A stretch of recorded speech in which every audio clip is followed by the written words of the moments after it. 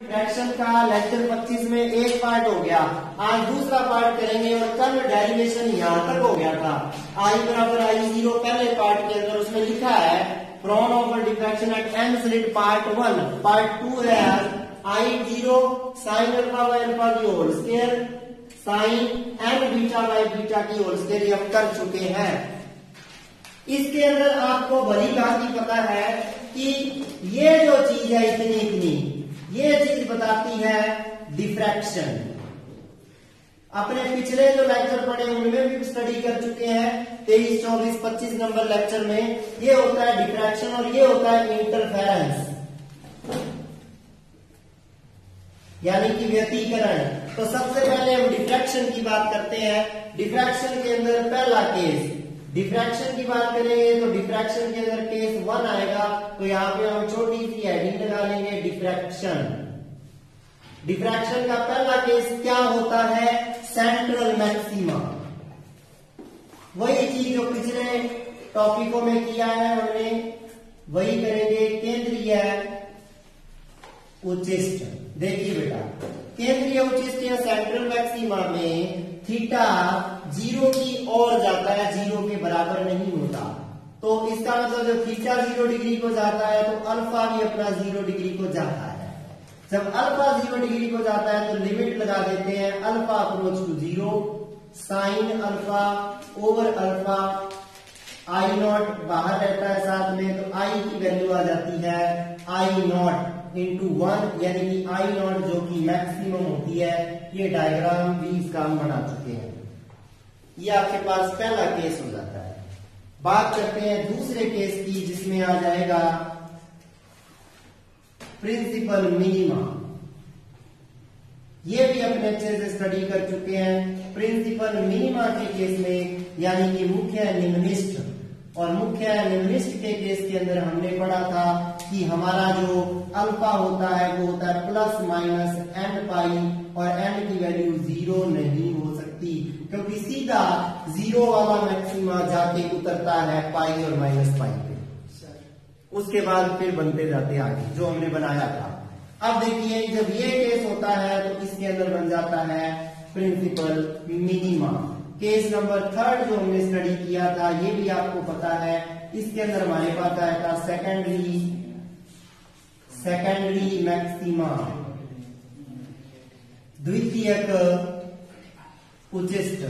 और द्वितीयक उच्चिष्ट के केस में D I by D alpha को 0 के बराबर रखा था। वहां से दो इक्वेशन बनी थी y is equal to alpha is equal to tan of alpha. यहां लिख सकते हो y is equal to alpha and y is equal to tan alpha. Lecture 23 देख लेना, उसमें हमने ये दोनों चीजें निकाली थी। ग्राफ बनाया था अल्फा के बीच में और y के बीच में। तो पहले y is equal to alpha का graph y is equal to alpha का ग्राफ ऐसे बन जाता है। उसके बाद दूसरा ग्राफ जो बनता है जैसा कि आपको पता है ये एंगल जो है पाई बाई 2 है, ये एंगल जो है 3 पाई बाई 2 है। बाकी इसके बीच में पाई आ जाएगा। उसके बाद क्या आ जाएगा इस तरीके से चलेगा। तो जो ग्राफ बना था आपको भली भांति पता है कि ग्राफ जो है इस तरीके से बना था। पहला जो है वो ऐसे बनता है जिससे वो पाई बाई 2 के निकट आ जाता है थोड़ा। उसके बाद दूसरा जो बनता है वो इस तरीके से बनता है, इस तरीके से जिससे वो चला जाता है 3 पाई बाई 2 के बहुत क्लोज। ये पाई बाई 2 के ज्यादा क्लोज नहीं होता इसलिए इस टॉप पॉइंट को छोड़ते हैं, यहीं से स्टार्ट करते हैं। जिससे अपने पास अल्फा आता है प्लस माइनस 3 पाई बाई 2। उसके बाद आता है प्लस माइनस 5 पाई बाई 2। बहुत बार कर चुके हैं। फिर भी अगर ये भूलोगे तो फिर भूलोगे तो भूलोगे ये तीनों केस। तो पहला टॉपिक तो भूलने का नामो निशान ही पैदा नहीं होता। कोई सवाल ही नहीं है कि आप पहला टॉपिक भूल जाओ 23 नंबर लेक्चर वाला, क्योंकि ये चीजें 4 बार लिख चुके हैं, 4 बार लिख रहे हैं। इसका मतलब जब अल्फा को रखते हो प्लस माइनस 3 पाई बाई 2 तो I is equal to I naught sine 3 pi by 2 by 3 pi by 2 की होल स्क्वायर करते हो तो आई 0/22 आ जाता है। जब अल्फा की value plus minus 5 pi by 2 करते हो तो आई की वैल्यू आती है आई नॉट साइन 5 पाई बाई 2 1 हो जाता है 5 पाई by 2 because plus minus you can use here plus minus की होल स्क्वायर करते हो प्लस माइनस 1 होता है। ये भी आंसर आई 0/61 आता है। आगे आई 0/125 आ जाता है। ये मैं बार बार बता चुका हूं। बात करते हैं, मेन तो पॉइंट 2 है इसका, इंटरफेरेंस।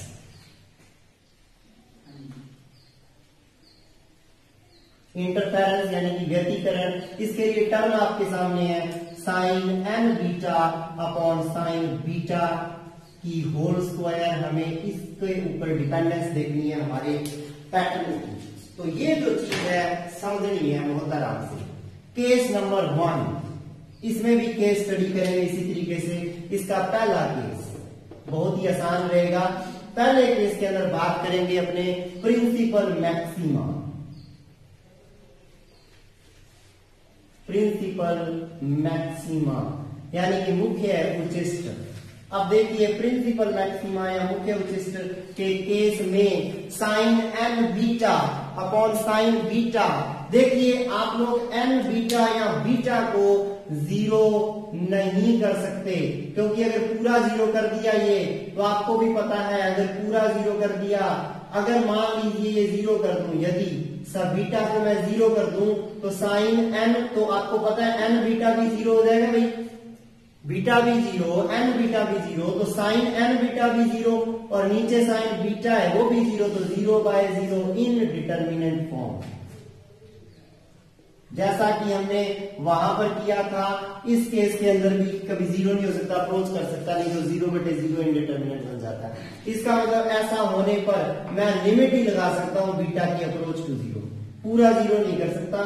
या आप 0 ले ही नहीं सकते बीटा को, तो बीटा को आप अप्रोच करवा सकते हो 0 को। जब बीटा को 0 को अप्रोच करवाते हो तो आप इसको सॉल्व करते हो, बीटा को अप्रोच करवाओगे जब 0 को लिमिट लगा के। जब ऐसा करोगे तो लिमिट आप पुट नहीं कर सकते sine N beta by sine beta की, इसलिए डी एल हॉस्पिटल रूल लगाते हैं। और उसके अकॉर्डिंग क्या होता है, ऊपर नीचे डिफरेंशिएशन कर देते हैं। तो ऊपर डिफरेंशिएशन कर दीजिए साइन एन बीटा का, तो साइन एन बीटा का डिफरेंशिएशन एन, लिमिट को साथ में रखिए, beta approach to 0, sine N beta का हो जाएगा बीटा कॉस एन बीटा, और नीचे हो जाएगा सीधा cos beta n cos n beta, और आप यहाँ पे प्लस माइनस भी आगे लगा सकते हो।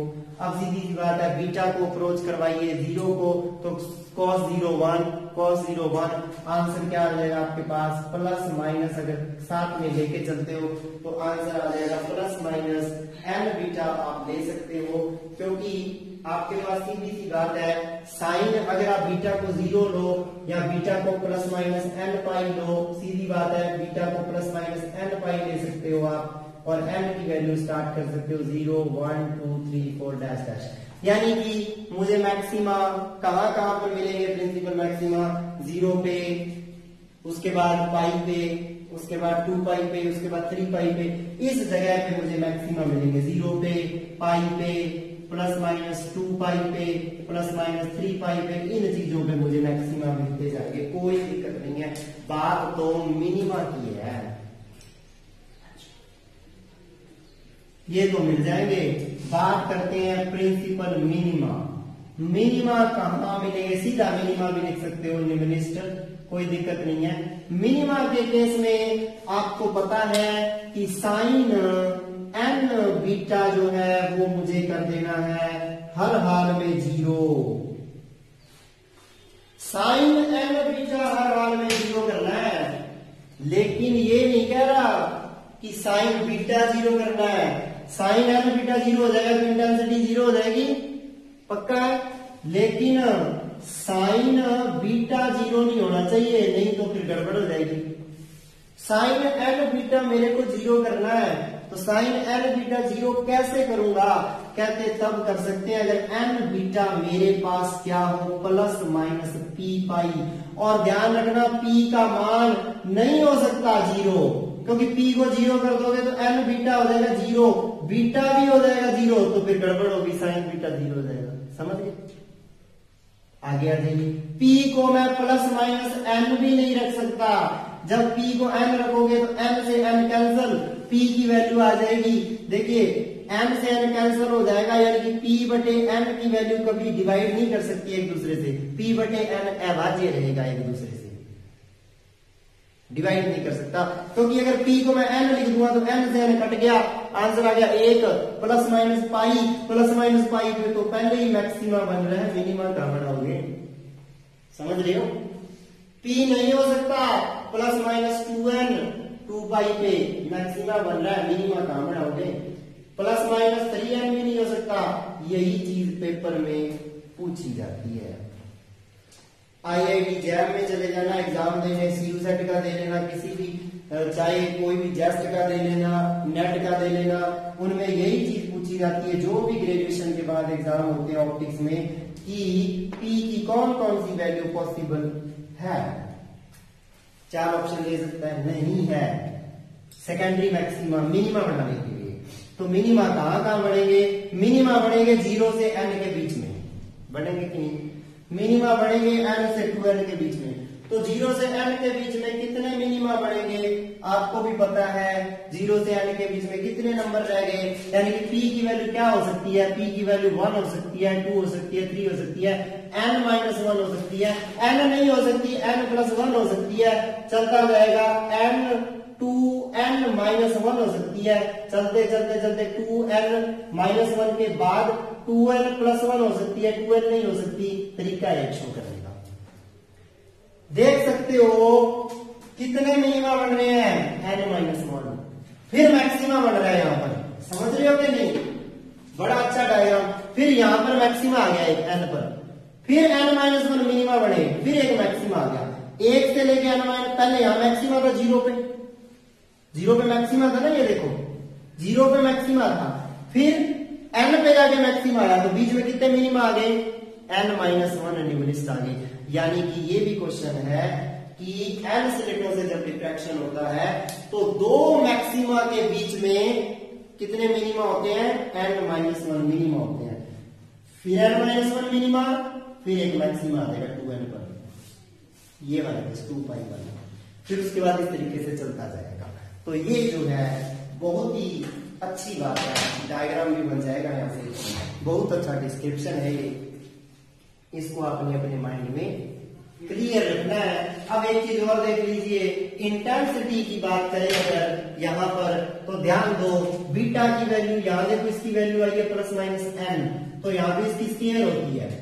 सो इंटेंसिटी प्रोपोर्शनल है, आपको पता है sine n beta by sine beta की होल स्क्वायर के, और इसकी वैल्यू है n square plus minus n की होल स्क्वायर। इसका मतलब इंटेंसिटी प्रोपोर्शनल होती है n की होल स्क्वायर के, यही मतलब हुआ।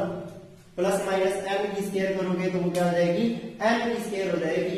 इंटेंसिटी क्या होती है? n की स्क्वायर के प्रोपोर्शनल होती है, समझ गए? ये आपका क्या हो गया? पूरा हो गया from diffraction through n slit. रह गया इसका डायग्राम, अब इसका डायग्राम अपने आराम से बना लेंगे। यहां से ये प्रूव हो गया कि दो जो प्रिंसिपल मैक्सिमा है वो एक तो p इक्वल टू 0 पर बनेगा और एक p इक्वल टू n पर बनेगा, उनके बीच में n माइनस 1 मिनिमा है, तो ऑब्वियस है मैक्सिमा रह जाएंगे n माइनस 2, तो लाइन आ जाएगी hence 2 consecutive principal maximas contains n minus 1 minimas and n minus 2 maximas between them। Diagram बनाते हैं और क्लियर हो जाएगा। डायग्राम बनेगा इंटेंसिटी और हमारे पास जो एंगल है उसके बीच में बीटा आप लिख सकते हो, और बीटा की वैल्यू आपको क्लियर दिख रही है। 0 जब होगी तो मैक्सिमा, फिर प्लस माइनस पाई, तो ये प्रिंसिपल मैक्सिमा है, बड़ा मैक्सिमा, बीच में मैक्सिमा और भी बढ़ेंगे, 2 मैक्सिमा के बीच में n माइनस 2 मैक्सिमा और भी बढ़ेंगे। यानी कि सबसे पहला मिनिमा कहाँ आके बन रहा है? कहीं भी बने, पहला मैक्सिमा हमारा यहाँ बन रहा है बिल्कुल सेंटर पे, यानी कि बीटा इज इक्वल टू 0 पे, और p की वैल्यू भी यहाँ पे 0 है, आपको पता है। जैसे p की वैल्यू n होगी फिर वहां जाके बनेगा अगला बड़ा मैक्सिमा, यानी कि यहां पर होगी, आप कह सकते हो एंगल होगा माइनस का पाई और p की वैल्यू होगी माइनस की n। जब आपके पास वैल्यू होगी प्लस का पाई, ध्यान दो पाई के ऊपर जाके फिर प्रिंसिपल मैक्सिमा बढ़ रहा है, यानी कि p की वैल्यू को अगर आप प्लस का n कर दो, प्लस का n कर दो तो ये प्लस का पाई हो जाएगा, माइनस का n कर दो तो ये माइनस का पाई हो जाएगा। इसलिए यहां से बनेगी। इसका मतलब मैं अगर शो करूं तो यहां पर क्या है अपने पास, इस तरीके से मैक्सिमा बन रहा है, ठीक है। उसके बाद बीच में मिनिमा बढ़ते जाएंगे, मिनिमा बढ़ते जाएंगे, बिल्कुल लगभग सेम आकार के, यहाँ पे जाके अपने पाई के ऊपर जाके फिर एक मैक्सिमा बनेगा, थोड़ा सा चौड़ा मैक्सिमा और थोड़ा सा ऊंचा होगा जो प्रिंसिपल हो जाएगा। फिर उनके जितनी हाइट के मिनिमा बढ़ते जाएंगे, कहां तक मिनिमा बढ़ेंगे, n-1 मिनिमा बढ़ेंगे, कहां पर बढ़ेंगे अपने को पता है, वहां तक बढ़ेंगे जहां पर एंगल आ जाएगा आपका प्लस का 2 पाई, ये बड़ा था प्लस का पाई पे। ऐसा ही इधर होगा, प्लस के पाई तक मिनिमा बढ़ते जाएंगे और इतने ही ऊंचे जितने ऊंचे ये हैं, 1 2 और मैंने 3 बढ़ाए हैं तो अभी 3 ही बढ़ा देते हैं। उसके बाद बड़ा बनेगा, फिर 1 2 3, उसके बाद फिर एक बड़ा मिनिमा, बड़ा मैक्सिमा बढ़ेगा। ये सारे प्रिंसिपल मैक्सिमा बन रहे हैं जो पाई पे बना है, जो माइनस का 2 पाई पे बनेगा जैसा कि शो किया है। ये जो सारे बने हैं इनको बोलेंगे प्रिंसिपल मैक्सिमा, मुख्य है, उच्चिष्ट बन रहे हैं, चाहे यहाँ बढ़ रहा है, चाहे यहाँ बढ़ रहा है, चाहे ये बना हुआ है, चाहे इधर यहाँ बड़ा है और चाहे इधर यहाँ बड़ा है, ये है। इसके बीच में कितने होंगे, ये निम्नलिखित जो है, ये निम्नलिखित है नीचे वाले पॉइंट, n-1 मिनिमा बनेंगे, n-1 ये मिनिमा है नीचे वाले, और इधर भी n-1 मिनिमा बनेंगे, n-1 मिनिमा बनेंगे। देख सकते हो मिनिमा कितने हैं, 1 2 3 4 मिनिमा है, तो मैक्सिमा कितने हैं, 3 ही है। इसका मतलब एक मैक्सिमा कम है मिनिमा से। मिनिमा देखिए 1 2 3 4 है, मैक्सिमा 1 2 3 ही है, तो मैक्सिमा एक कम आता है मिनिमा से, इसलिए लिखूंगा n-2, इसीलिए लिखा है n-2 मैक्सिमा। तो मैक्सिमा n-2 बनते हैं, यहाँ भी n-2 मैक्सिमा और n-1 मिनिमा बनेंगे, जो कि अपने प्रूफ हो गया। ये आपका डायग्राम है, बहुत इंपॉर्टेंट टॉपिक है, अच्छे से स्क्रीनशॉट ले लो। और एक ये भी है कि चैनल सब्सक्राइब नहीं किया तो सब्सक्राइब कर दो चैनल, और फटाफट वीडियो को लाइक भी ठोक दिया करो। और आपको अगर अच्छा लगा वो वीडियो तो दोस्तों को शेयर करो आगे, ताकि ज्यादा से ज्यादा लोग फायदा उठा सके। धन्यवाद।